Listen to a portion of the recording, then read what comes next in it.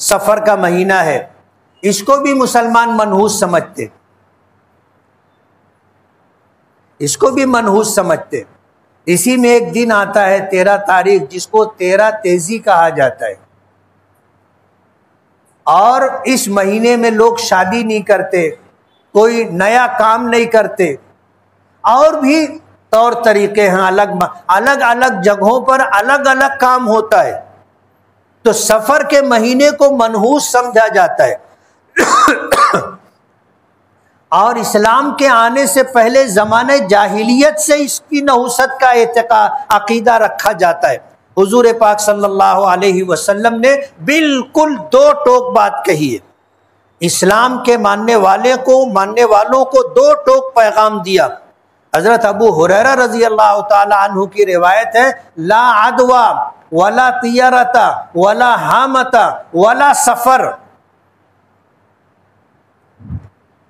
آپ نے فرمایا یہ ہمارا عقیدہ ہے کہ کوئی بیماری متعدی نہیں ہوتی کہ اس کی بیماری اس کو لگ جائے، یعنی چھوت ہمارے عقیدے میں نہیں ہے، بدشگونی ہمارے عقیدے میں نہیں ہے، لا عدوى چھوت ہمارے عقیدے میں نہیں ہے، ولا طیرۃ بدشگونی ہمارے عقیدے میں نہیں ہے۔ ہم باہر نکلے بلی راستہ کاٹ دی۔ آج بھی کتنے مسلمان ایسے جاتے رہتے، بلی راستہ پار کی رک جاتے، اور پھر یا تو واپس ہو جاتے یا دیکھتے کہ کوئی گزر جائے تو پھر ہم گزرے۔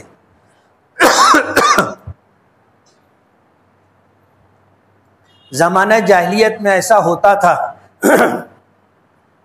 کہ جب آدمی سفر کے لیے نکلتا تھا تو کھڑا رہتا تھا، دیکھتا رہتا تھا آسمان کی طرف۔ کوئی پرندہ اگر بیٹھا ہو، خاص طور پر کوا، تو اس کو اڑاتے تھے۔ اگر وہ اڑ کر داہنی طرف چلا گیا تو اپنا سفر مبارک رہے گا ایسا سمجھتے تھے، اور اگر کوا اڑا اور بائیں طرف چلا گیا تو وہ بیگ لے کے واپس، تھیلی لے کے واپس گھر میں آ جاتے تھے کہ اب یہ سفر اپنے لیے مبارک نہیں ہے، منحوس ہے۔ حضور نے منع فرمایا، میرے دین و شریعت میں اس کی کوئی گنجائش، کوئی جگہ نہیں، اس کی کوئی حیثیت اور حقیقت نہیں ہے۔ سلیمان ابن عبد الملک کے بارے میں آتا ہے کہ وہ ایک مرتبہ شکار پر نکلا تو ایک کانے شخص کو دیکھ لیا۔ اب کانے شخص کو دیکھا تو اس نے کہا کہ یہ منحوس کہاں سے دکھ گیا، کہا کہ اس کو کنویں میں ڈال دو۔ اس زمانے میں جیل نہیں ہوتی تھی، جس کو قید کرنا ہوتا تھا اس کو کنویں میں ڈال دیتے تھے، سوکھے کنویں میں اس کو ڈال دیے۔ یہ شکار پہ گیا، اور جانے کے بعد شکار بہت اچھا رہا۔ شام کو واپس آیا تو اس کو خیال آیا کہ یار وہ ایک کانے آدمی کو میں کنویں میں ڈال دیا تھا، بولے اس کو نکالو۔ اس کو نکالا گیا، نکال کر کے سلیمان ابن عبد الملک کے سامنے لایا گیا تو سلیمان ابن عبد الملک سے اس شخص نے پوچھا کہ بادشاہ سلامت، میرا کیا گناہ تھا، کیا قصور تھا جو آپ نے مجھے کنویں میں ڈلوا دیا تھا؟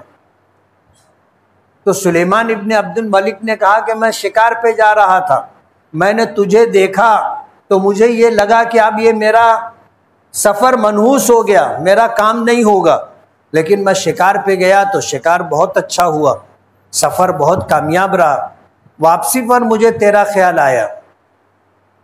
تو اس شخص نے کہا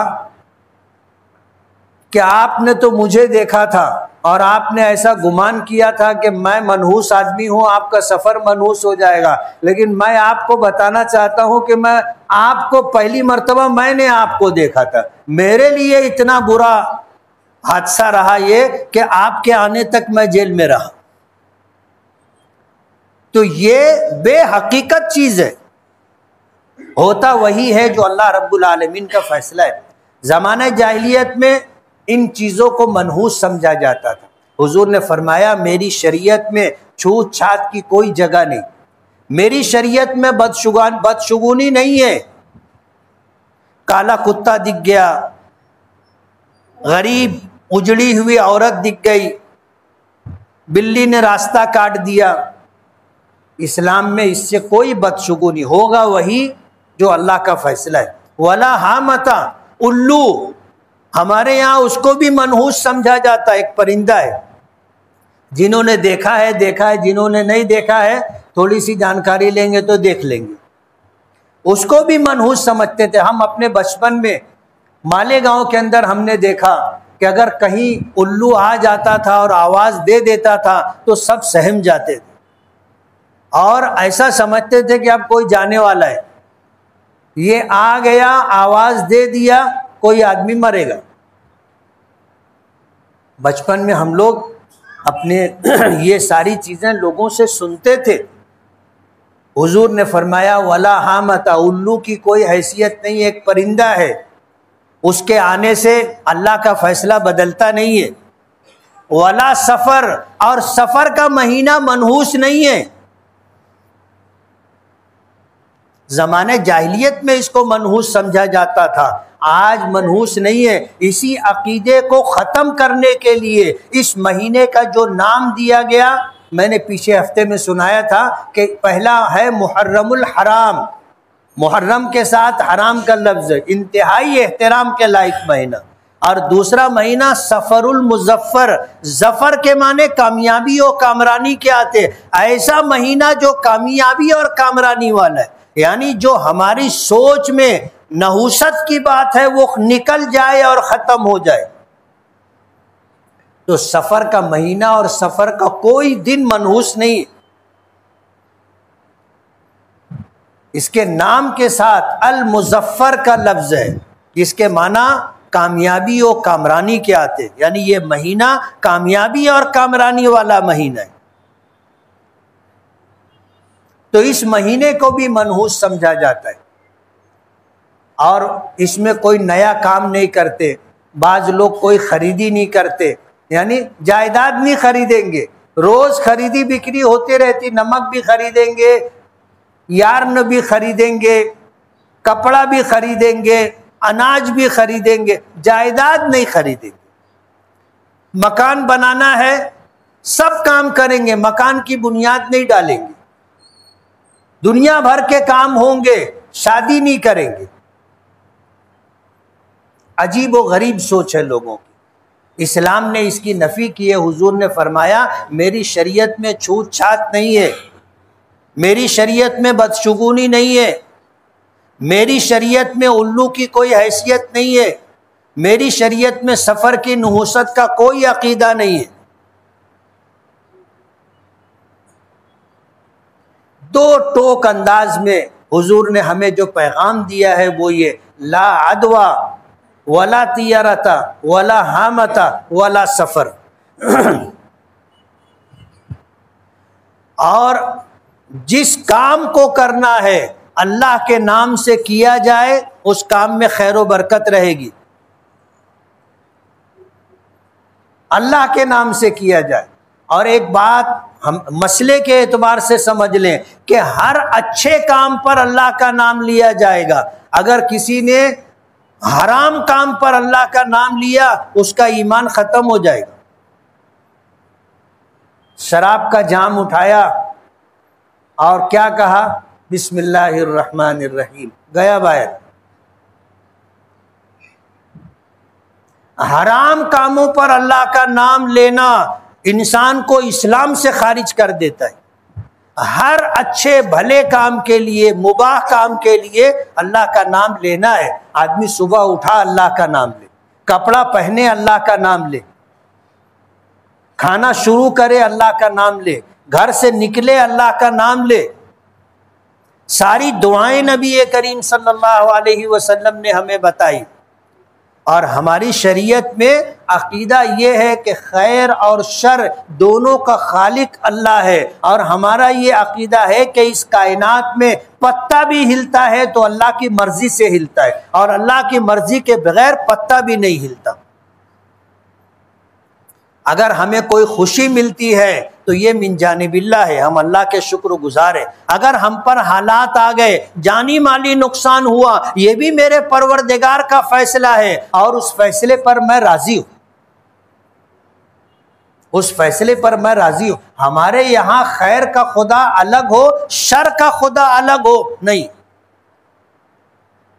اسی لیے کوئی حادثہ ہو، جانی نقصان ہو، مالی نقصان ہو، تو ہمیں تعلیم دی گئی ہم کہیں انا للہ و انا الیہ راجعون، کہ ہم بھی اللہ ہی کے ہیں اور ہمیں اللہ کی طرف لوٹ کر کے جانا ہے. آج اگر کچھ گیا ہے تو اس کا وقت آ گیا تھا، کل مجھے بھی جانا ہے جب میرا وقت آ جائے گا.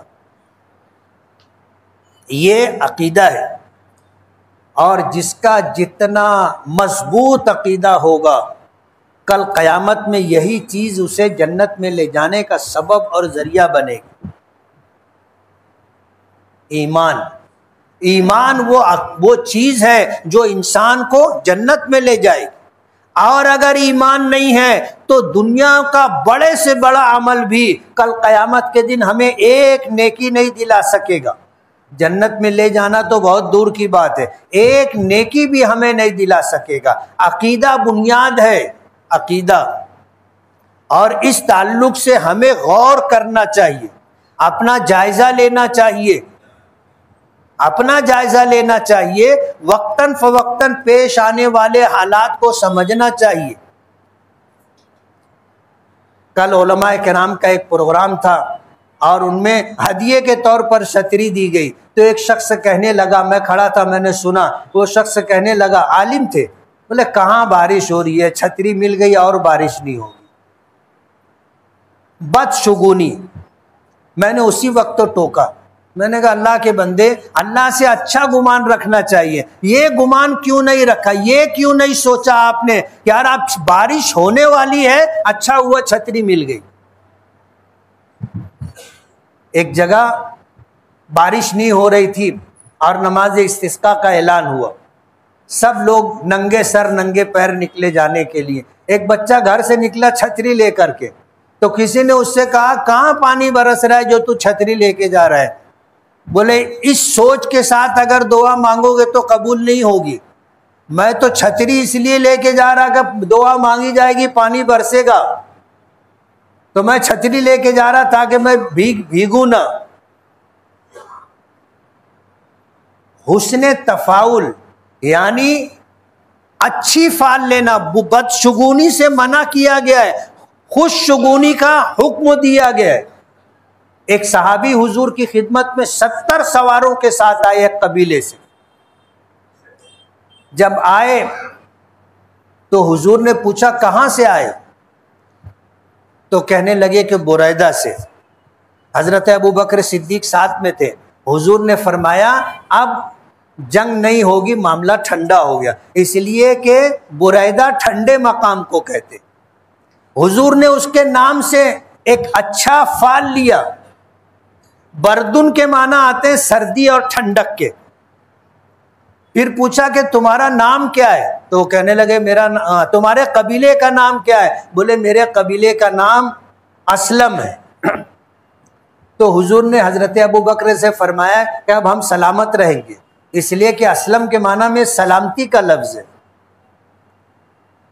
تو حضور نے اس طرح حسن تفاعل لیا ہے. ہمارے سامنے بھی حالات آتے، ہمیں ہر چیز میں پازیٹو رخ دیکھنا چاہیے، مثبت پہلو دیکھنا چاہیے، اور اللہ سے جیسا گمان رکھیں گے اس کے مطابق فیصلہ ہوگا.